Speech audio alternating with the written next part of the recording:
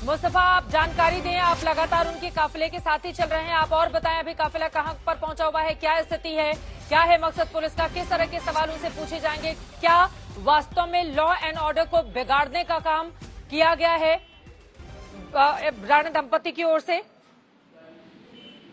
खार police station का ये मानना है कि लॉ एंड ऑर्डर की पुलिस लॉ एंड ऑर्डर का जो इशू है उसे बिगाड़ने की कोशिश की गई है, इसीलिए पुलिस ने ये मामला दर्ज किया हुआ है। अब देखना ये होगा कि इस मामले में आगे की प्रक्रिया क्या होती है, किन सेक्शन के तहत ये मामला दर्ज किया गया है। उसके बाद ये डिपेंड करेगा कि क्या उन्हें अभी बेल देकर वापस अमरावती जाने दिया जाएगा या फिर उन्हें हिरासत में रखा जाएगा। ये बात तो साफ है कि जो आप कह सकते हैं कि नवनीत राणा और रवि राणा है, उन्होंने अब बीजेपी से गुहार लगाई है कि वो यहाँ पर आए और उनकी मदद करे। तो कहीं ना कहीं जो प्रोटेस्ट करने का उनका प्लान था, उस प्लान के बाद आप कह सकते हैं कि शीर्ष सैनिकों का प्रेशर इतना ज्यादा बढ़ गया कि फिर पुलिस को ये कदम उठाने पड़ा है। अब देखना ये होगा कि किन सेक्शन के तहत इनके ऊपर मामला दर्ज किया है, आगे पुलिस कार्रवाई क्या करती है।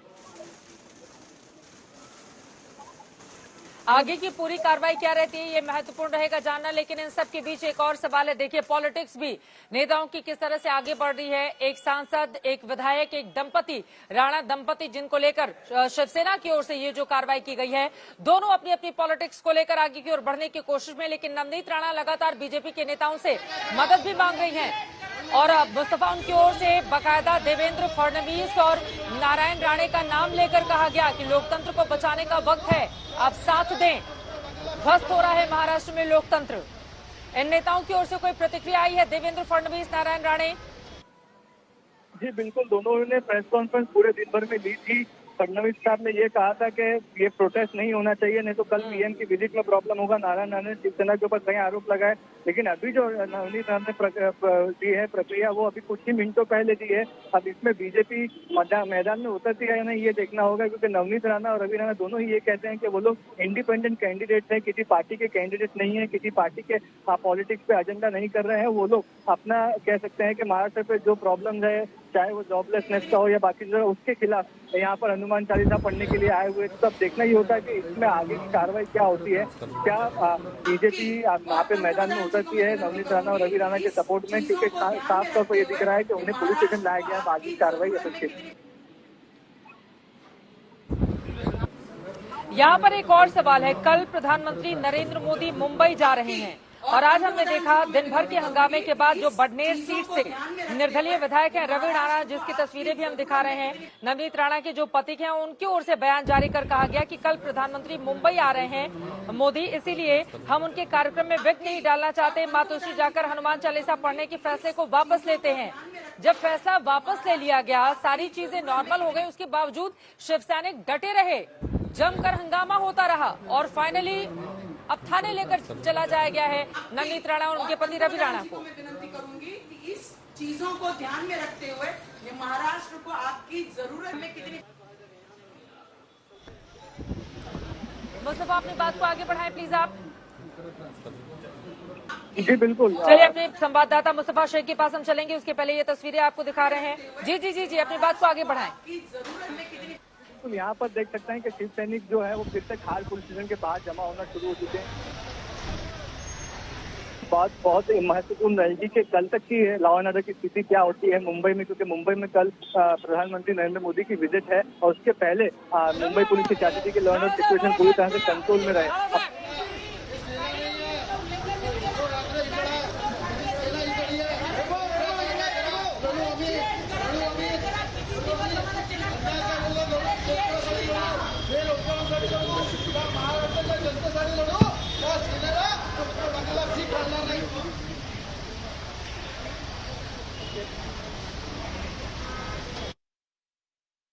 चालीसा पर किस तरह की सियासत हो रही है महाराष्ट्र में, ये तस्वीरें आपके सामने हैं। नवनीत राणा अमरावती की सांसद हैं, निर्दलीय। उनके पति रवि राणा, जिसको आप देख रहे हैं, वो बडनेर सीट से निर्दलीय विधायक हैं। दोनों को किस तरह से पुलिस लेकर गई, उसके पहले दोनों का अपना अंदाज भी देखने को मिला, जब धमकी भरे अंदाज में वहां पर अपनी बात कहते हुए नजर आए। एक बार फिर से हम जरा नवनीत राणा की बात सुनते हैं, उसके बाद चर्चा में आगे बढ़ेंगे।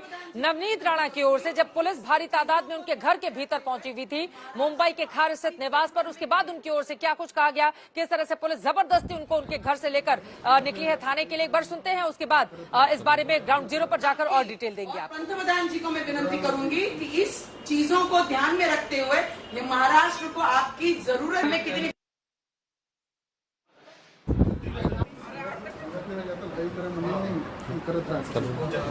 आपकी और पंतप्रधान जी को मैं विनती करूंगी कि इस चीजों को ध्यान में रखते हुए ये महाराष्ट्र को आपकी जरूरत में कितनी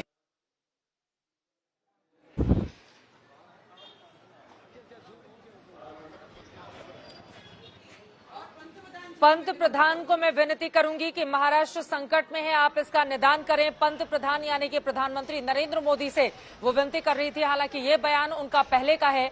पुलिस तब तक उनके घर पर नहीं पहुंची थी, लेकिन बाद में जब पुलिस पहुंची, देखिए पति पत्नी दोनों का क्या अंदाज दिखा है। ये तस्वीरें आपके सामने हैं। एक बार फिर से इन तस्वीरों के जरिए पूरी पॉलिटिक्स महाराष्ट्र की आपको बताने की कोशिश करते हैं। आपको बताते चले, महाराष्ट्र में हनुमान चालीसा और लाउड स्पीकर पर राजनीति लगातार बढ़ती चली जा रही है। अमरावती से निर्दलीय सांसद नवनीत राणा और उनके विधायक पति रवि राणा ने मातोश्री के बाहर हनुमान चालीसा सुबह 9 बजे पढ़ने का ऐलान किया था। इसके बाद नवनीत राणा की बिल्डिंग के नीचे बड़ी तादाद में शिव सैनिक सुबह से ही आकर हंगामा करने लगे, डटे रहे, उनके खिलाफ नारेबाजी करने रहे। हालांकि दिन भर के हंगामे के बाद रवि राणा उनकी पत्नी की ओर से ऐलान किया गया कि कल प्रधानमंत्री मोदी चूंकि मुंबई आ रहे हैं, इसीलिए हम उनके कार्यक्रम में विघ्न नहीं डालना चाहते। मातोश्री जाकर हनुमान चालीसा पढ़ने के फैसले को वापस लेते हैं। 6 घंटे तक पूरा का पूरा ड्रामा चलता रहा, लेकिन उसके बाद नवनीत राणा, उनका ये कहना है अपने इस फैसले के बाद कि हमारा उद्देश्य था कि संकट मोचन, संकट हटाएं। उद्धव ठाकरे ने हमारे घर गुंडे भेजे हैं, शिवसेना तो खत्म हो गई है, असली शिव सैनिक तो बाला साहब के साथ चले गए, अब गुंडों की शिवसेना रह गई है, ये कहा नवनीत राणा ने। जिसके बाद शिव सैनिक गुस्से में आ गए। उनका ये कहना था हमारे मुख्यमंत्री का काम सिर्फ यही रह गया है कि किस पर क्या कार्रवाई करनी है, किसे जेल भेजना है, किसे तड़ीपार करवा देना है, किसे कितना परेशान करना है, किसी और काम में उनका मन नहीं लगता। आगे कहती हैं नवनीत राणा, सीएम का ध्यान किसान सुसाइड पर नहीं रहता, बेरोजगारी पर चुप रहते हैं, बिजली समस्या पर चुप रहते हैं, महाराष्ट्र की जितनी भी समस्याएं हैं उस पर मुख्यमंत्री आंखें मूंदे हुए हैं। राष्ट्रपति और प्रधानमंत्री से गुजारिश करते हुए उन्होंने कहा कि महाराष्ट्र को बचाया जाए। पंत प्रधान से निवेदन करती हैं कि यहाँ के हालात खराब हो गए हैं, 2 साल तक सीएम मंत्रालय तक नहीं गए हैं, और इसके बाद ऐलान करती हैं कि मातोश्री के बाहर हम नहीं जाएंगे, क्योंकि अब हमारा जो मकसद था वो मकसद पूरा हो गया है। आपको बता दें, आज दिन भर राणा दंपति के खार स्थित घर पर जमकर हंगामा होता रहा। इस समय भी हंगामा हो रहा था। हालांकि जब पुलिस उनको उनके घर के भीतर से लेकर सीधे थाने के लिए निकली, तो उस समय शिव सैनिकों ने जमकर आतिशबाजी की, पटाखे फोड़े गए, जश्न मनाया गया। उसके ठीक पहले दोनों ही पति पत्नी को लेकर, सांसद और विधायक को लेकर शिव सैनिकों का हंगामा जारी रहा।